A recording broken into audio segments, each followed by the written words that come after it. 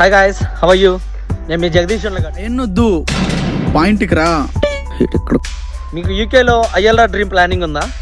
So last మొన్న జరిగిన February 2న ఎస్పెషల్లీ మనకి వెస్ట్ మిన్స్టర్ హాల్లో జరిగిన ఐఎల్ఆర్ డిబేట్ గురించి మీకు ఐడియా ఉంది? తెలీదండి. సో దీంట్లో ఏంటంటే మనకి మేజర్గా వచ్చిన డిబేట్స్ జరిగింది ఏంది అంటే, సో జనరల్గా మనకి ఇప్పుడు ఐఎల్ఆర్ అనేది 5 years ఉండేది.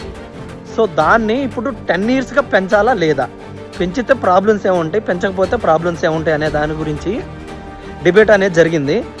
సో ప్రజెంట్ ఉన్న సిచ్యువేషన్లో ఉన్న 5 years ఫుల్ అయిపోయి ఉన్న స్టూడెంట్స్ కానీ, లేకపోతే వర్క్ మేసాల మీద వచ్చి ఉన్న వాళ్ళకి కానీ, సో ఆ రూల్ అనేది ఇంకా మనకి అది పెండింగ్లోనే ఉంది. జస్ట్ ఒక పేపర్ వర్క్ మాత్రమే వాళ్ళు చేసి పెట్టారు.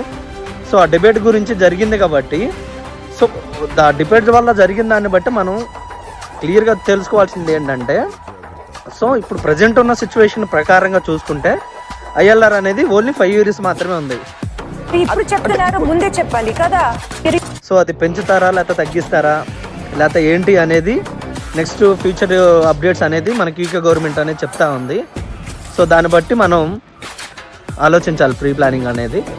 Thank you for watching.